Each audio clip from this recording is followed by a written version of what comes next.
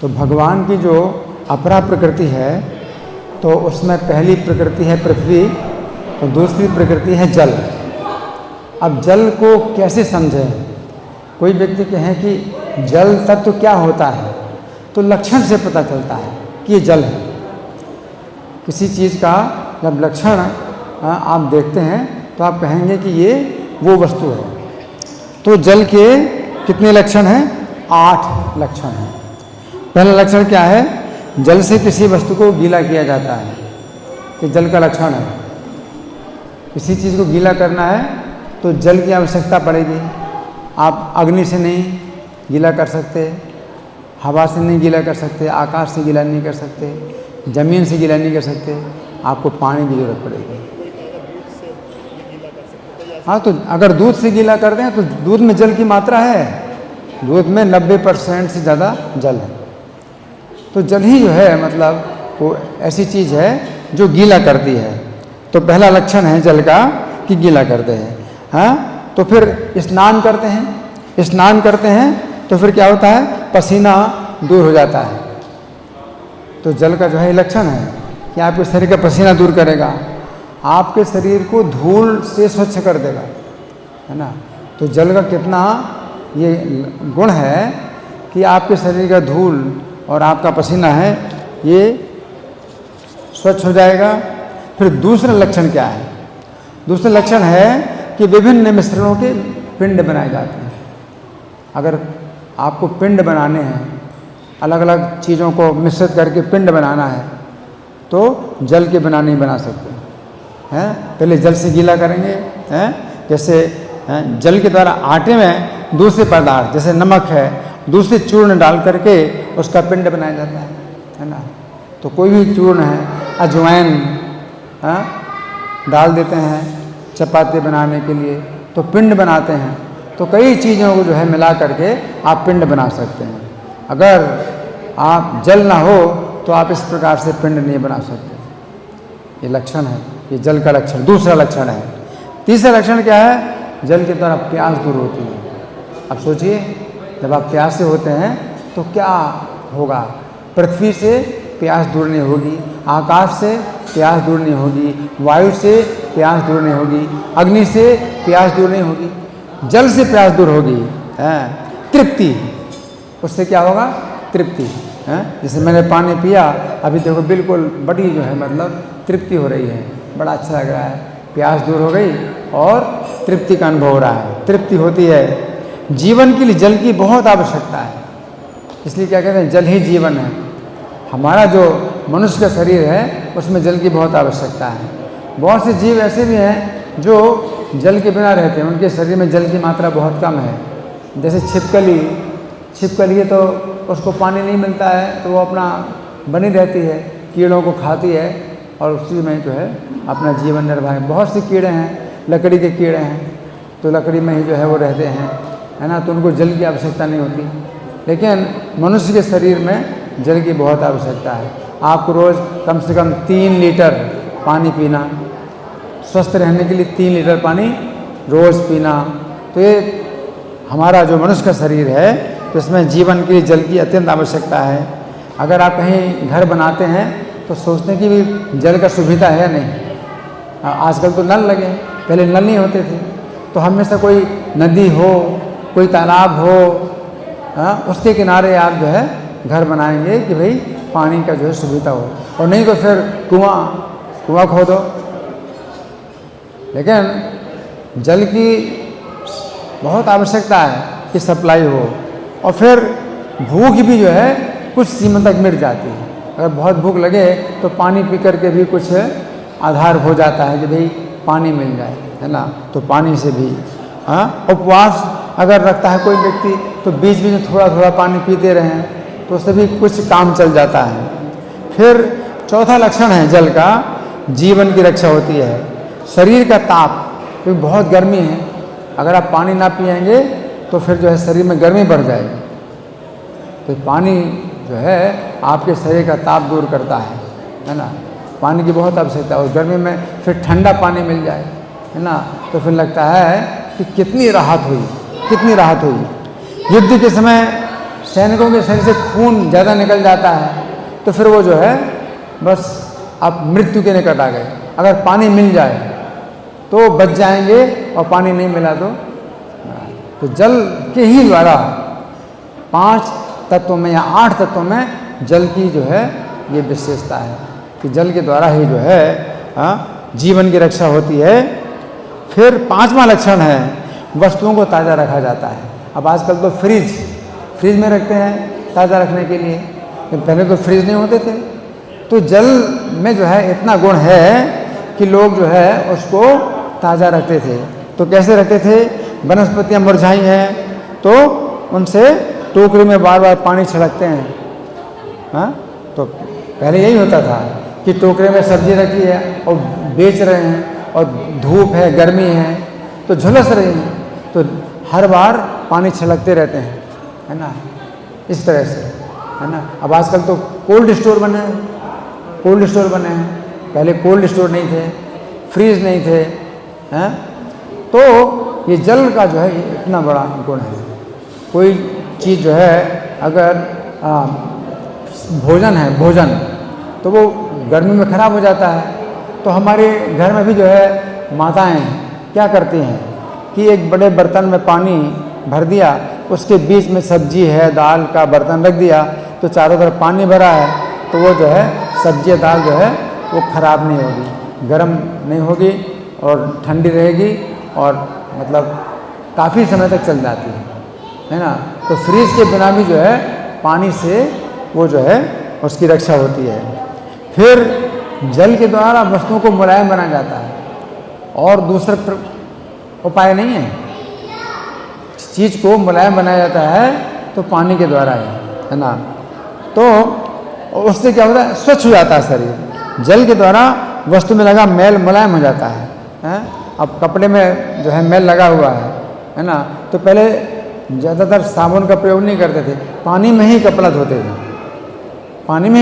थे। तो बहुत सा मैल जो कपड़े में लगा हुआ है तो पानी में जब गीला करते हैं तो वो मुलायम हो जाता है। मैल कपड़े में लगा है, छूटता नहीं है। आप ऐसे झाड़ेंगे तो नहीं छूटेगा, तो कपड़े कुछ धूल तो झाड़ने से छूट जाती है और कुछ धूल मिट्टी ऐसी होती है जो कपड़े में लगी है, चिपकी है और वो कठोर है और पानी जब पड़ता है तो मुलायम हो जाता है। वो मिट्टी मैल मुलायम हो जाता है और आप थोड़ा सा रगड़ोगे तो निकल जाएगा। तो पानी का जो है इतना बड़ा ये उपयोग है कि बिना साबुन के भी पानी से जो है कई प्रकार के मैल जो है दूर हो जाते हैं, है ना। और गर्मी दूर होती है, किसी वस्तु को ठंडा किया जाता है। और कोई वस्तु इतनी गर्म है कि उससे पकड़ना संभव नहीं है। और कोई चीज़ गर्म हो जाती, मान लो ये बर्तन है वो गर्म हो जाए, बहुत गर्म हो जाए आग में, तो आप कैसे पकड़ोगे? तो जैसे पानी डालोगे तो ठंडा हो जाएगा, तो पानी ठंडा करेगा। और कैसे करोगे ठंडा? ज़मीन से नहीं होगा ठंडा, हवा से बहुत देर लगेगी ठंडा होने में। अगर बहुत गर्म है तो बहुत देर लगेगी ठंडा होने। तो पानी डाल देते हैं तो छन्न आवाज़ होती है और ठंडा हो जाता है। आप पकड़ सकते हैं उसको, है ना। जैसे कोई लोहे की छड़ है, आग में लाल हो जाती है। अब अगर हवा में रखोगे तो कितनी देर लगेगी ठंडा होने में? पानी डाल दो, छन्न आवाज़ होगी और क्या हो जाएगा? ठंडा हो जाएगा। कितनी जल्दी ठंडा हो जाता है। ये चमत्कार है। अगर आप सोचें गहराई से तो बड़ा चमत्कार है कि आप कोई दूसरा उपाय नहीं है ठंडा करने का, है ना। तो ठंडा हो जाता है। तो यहाँ फिर 8वां लक्षण है जल का, क्या? किसी वस्तु की मात्रा ज़्यादा की जाती है। जैसे दूध में या फलों के रस में या किसी पदार्थ से जल मिलाया जाता है तो मात्रा बढ़ जाती है और इसका फ़ायदा उठाते हैं लोग, दुकानदार फ़ायदा उठाते हैं, दूध बेचने वाले फ़ायदा उठाते हैं। पानी मिला देते हैं दूध में, मात्रा बढ़ा देते हैं पानी से, है ना। तो पानी का एक गुण है कि किसी चीज़ मिला जाए तो उसकी मात्रा बढ़ जाएगी। तो फलों का रस बेचने वाले हैं वो जो है वो रस निकालते हैं और बर्तन में पहले से पानी भर लेते हैं। तो ग्राहक समझ नहीं पाता है कि पानी उसमें पहले से भरा हुआ है और सोचता है कि उसको पूरा उसने जूस निकाला है। और दूध वाले हैं तो दूध का बर्तन जो है लेकर के बेचने के लिए जाते हैं दूध, और दूध जो है कहीं किसी घर में किसी ने खरीद लिया, अब उसके पास जो है केवल 1 लीटर दूध बचा, अब उसको जो है अभी और बेचना है तो 2 लीटर पानी और मिला लेता है तो हमारे घर में भी एक दूध बेचने वाला आया है ना, तो हमारे घर में उसने दूध दे दिया, और जैसे निकलने लगा तो घर के दरवाजे के पास एक बाल्टी रखी थी, वो गंदा ही पानी था, उसी ने उसमें अपने दूध में मिला लिया और निकल गया। अब दूसरे घर में जाएगा वो दूध बेचेगा, जैसा ही पानी मिला उसने दूध में मिला लिया और चला गया हमारे सामने हमने देखा तो दूध की मात्रा बढ़ जाती है, पता नहीं चलता कि उसमें से क्या चीज़ बढ़ी है। इस प्रकार से जल के जो है 8 लक्षण भगवान बतलाते हैं। इसी प्रकार से फिर अग्नि के लक्षण कितने हैं? 8 लक्षण अग्नि के हैं। अग्नि के द्वारा प्रकाश उत्पन्न किया जाता है ना। तो ये सब जो है मतलब बड़े चमत्कार हैं। ये चमत्कार है हमारे जीवन में जो है कि हमारे पास कोई शक्ति नहीं कि हम प्रकाश पैदा करें। हम अपने शरीर से प्रकाश नहीं पैदा कर सकते। भगवान तो ऐसे हैं कि भगवान के शरीर से प्रकाश उत्पन्न होता है, हजारों सूर्यों का प्रकाश उत्पन्न होता है, हमारे शरीर से तो नहीं होता। हम अंधेरा कैसे दूर करेंगे? तो अग्नि से जो है प्रकाश उत्पन्न किया जाता है, अग्नि के द्वारा भोजन पकाया जाता है। अब सोचिए, अगर अग्नि ना हो तो आप जो है आप खा नहीं सकते। अगर अग्नि ना हो तो आप खा नहीं सकते, है ना। फल कच्चे फल, कच्ची सब्जियां कहाँ तक खाओगे, है ना। कच्चा अन्न कहाँ तक खाओगे? नहीं खा सकते। अग्नि जो है ये भगवान की शक्ति है जिसके द्वारा आप भोजन पकाते हैं और आपको इतनी सुविधा मिल रही है। तो कृष्ण भावना भावित होने के लिए ये बहुत जो है ये सुविधा है, बड़ा सरल है। आप अग्नि को देखिए, अग्नि को देख करके आप सोचें ये कृष्ण की देखो कैसी शक्ति है कि देखो अन्न जो है वो पक गया और कितना स्वाद उसमें आप बना सकते हैं। कभी आपको जो है मंद जो है उसको आँच में जो है गरम करते हैं, तो दूसरी तरह का व्यंजन बनता है, और तेज़ आंच में गर्म करते हैं तो कुछ दूसरा व्यंजन बनता है ना। और फिर उसको फिर ठंडा करके फिर गर्म करना, फिर गर्म करके ठंडा करना, तो कई प्रकार की विधियां अग्नि से जो है हम करके व्यंजन बनाते हैं। तो अग्नि का जो है कितना बड़ा उपयोग है। अग्नि के द्वारा प्यास उत्पन्न होती है। अग्नि हमारे शरीर में प्यास उत्पन्न करती है। शरीर में अग्नि नहीं होती तो हमें प्यास का अनुभव नहीं होता है।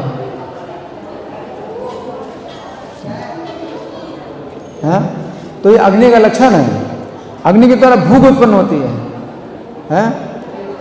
अग्नि के द्वारा शरीर में भूख उत्पन्न होती है, और अगर अग्नि मंद पड़ जाए तो भूख न लगे तो कितनी चिंता हो जाती है। अगर भूख न लगे तो आपको कितनी चिंता हो जाएगी कि मुझे भूख नहीं लग रही। डॉक्टर के पास जाते हैं, कभी ये करते हैं, कभी वो खाते हैं, कभी वो खाते हैं, चूर्ण खाते हैं, तो मुझे भूख नहीं लग रही। नहीं, वो भूख कैसे लगती है? जठर अग्नि। तो अग्नि का जो है ये इतना बड़ा उपयोग है कि अगर भूख ना लगे तो हमारा शरीर क्या हो जाएगा? क्षीण होते होते नष्ट हो जाए, है ना। अग्नि सुखाने का कार्य करती है। भोजन पकाया जाता है, जल की मात्रा बर्तन में ज़्यादा हो गई, अग्नि के द्वारा जल सूखता है, सुखाते हैं, है ना। तो अगर पानी ज़्यादा हो गया तो आप उबाल दो तो जो है पानी कम हो जाएगा, है। तो सुखाने का। अग्नि भोजन पचाने का कार्य करती है। खाए हुए भोजन को पचाती है, और भोजन का जो रस बनता है वो पूरे शरीर में पहुंचता है। ये अग्नि का जो है ऐसा गुण, अगर आप सोचें तो कितना आप जो है कृष्ण का चिंतन कर सकते हैं कि कृष्ण जो है मतलब हमारे जीवन में कितना बड़ा कार्य करते हैं, कि उनकी शक्ति जो अग्नि की शक्ति है, अग्नि की शक्ति से वे हमारे शरीर में भोजन पचाते हैं। पिए हुए जल को पचाती है। हमने पानी पी लिया, अब पानी पी लिया और पानी पी के पेट इतना भर गया कि फट जाएगा पेट। तो कभी ऐसा पानी पी लिया पेट फट जाएगा। थोड़ी देर ऐसे रहते हैं और फिर बिल्कुल सामान्य हो जाता है। क्यों? क्योंकि पानी को पचा लिया, अग्नि ने पानी को पचा लिया। हाँ, और नहीं तो पानी पी करके भी आदमी मर जाएगा। अगर अग्नि पानी को नहीं पचाएगी तो पानी पी करके ही मृत्यु हो जाएगी। इसी प्रकार से वायु, इसी प्रकार से आकाश। तो ये सब जो है लक्षण जब हम अध्ययन करते हैं तो एक एक लक्षण में हमें कृष्ण की जो है महिमा समझ में आती है, कृष्ण की कितनी महिमा है और हमारे जीवन का जो है कितना काम होता है, हमारे जीवन के कितने काम होते हैं एक एक चीज़ में। पृथ्वी के द्वारा कितने हमारे जो है जीवन के कार्य होते हैं, जल के द्वारा, अग्नि के द्वारा, वायु के द्वारा, आकाश के द्वारा। तो ये सब चीज़ें जो है हम एक एक लक्षण से हम जो है ये समझ सकते हैं कि श्री कृष्ण हमारे जीवन में कितने समाये हुए हैं, कितना उनका जो है मतलब कार्य है। और श्री कृष्ण ही सब कार्य कर रहे हैं अपनी शक्तियों के द्वारा, है ना। तो ऐसा नहीं है कि मतलब ये चीज़ें ऐसे ही है कि भाई ठीक है हम तो मंदिर में भगवान का दर्शन कर रहे हैं, तो मंदिर में तो भगवान का दर्शन कर रहे हैं, ये मन जो है फिर भी भगवान के रूप में लगता नहीं है क्योंकि मन अशुद्ध है। तो जो भगवान की शक्तियाँ हैं, भगवान ने जो बनाए हैं अपनी प्रकृति, अपरा प्रकृति के द्वारा हमारे शरीर में कितने कितने कार्य हो रहे हैं। हाँ, इन जो पंच महाभूत हैं तो इनके लक्षण एक एक लक्षण में जो है हम कृष्ण का चिंतन करेंगे और कृष्ण की कृपा देखेंगे कि कितनी कृष्ण की कृपा है ना। और नहीं तो ऐसे क्या कुछ नहीं, हमने पानी से कपड़ा धो लिया, कपड़ा साफ कर लिया, ठीक है ये काम हो गया, अग्नि से हमने उबाल लिया, ये पका लिया, ये काम हो गया। हम समझते नहीं हैं, लेकिन हम समझें भगवान जब कहते हैं कि मेरी ये प्रकृति है तो मेरी शक्ति है, तो भगवान की शक्ति है, जल भगवान की शक्ति है, अग्नि भगवान की शक्ति है ना, आकाश भगवान की शक्ति है, वायु भगवान की शक्ति है ना। इन सब चीज़ों का जो है उनके लक्षणों के द्वारा पता चलता है कि हमारे जीवन में कितना उपयोग है, कितना उपयोग है हमारे जीवन के लिए। एक एक चीज़ जो है हमारे लिए बहुत उपयोगी है ना। तो इस तरह से कृष्ण को तत्व से, क्योंकि भगवान कहते हैं कश्चिन माम वेति तत्वतः, कोई ही जो है जो सिद्ध होता है उनमें से, सिद्धों में से कोई है जो मेरे तत्व को जानता है। और यहाँ तत्व भगवान बता रहे हैं, भगवान अपना तत्व बतला रहे हैं। पृथ्वी तत्व, जल तत्व, अग्नि तत्व, वायु तत्व, आकाश तत्व, मन तत्व, बुद्धि तत्व, अहंकार तत्व, ये सब तत्व हैं। और इन तत्वों का हम अध्ययन करते हैं तो फिर हम श्री कृष्ण के तत्व को जान सकते हैं। भक्त्या माम अभिजानाति यावान निश्चास्मि तत्वतः, तत्व से वो मुझे जान पाता है भक्ति के द्वारा। तो हम जो है अगर हरे कृष्ण मंत्र का जाप करें और इसका अध्ययन करें तो जल में हम भगवान का कितना बड़ा गुण देखेंगे, अग्नि में भगवान का कितना बड़ा गुण देखेंगे, वायु में कितना बड़ा गुण देखेंगे। ये सब भगवान, हाँ, हम कुछ नहीं कर पाएंगे। अगर वायु ना हो तो क्या काम कर पाएंगे, अग्नि ना हो तो क्या काम कर पाएंगे। हर कार्य में जो है भगवान के जो अर्चा विग्रह बनते हैं ये पृथ्वी तत्व से बनते हैं। और अगर पृथ्वी तत्व में अगर ये गुण ना होता तो कैसे हम भगवान का इतना सुंदर दर्शन कर पाते। तो सब चीज़ें जो है मतलब ये प्रकृति, भगवान की प्रकृति है, भगवान के जो है ये तत्व हैं जिनसे हमें जो है सब उपयोग प्राप्त होता है। धन्यवाद।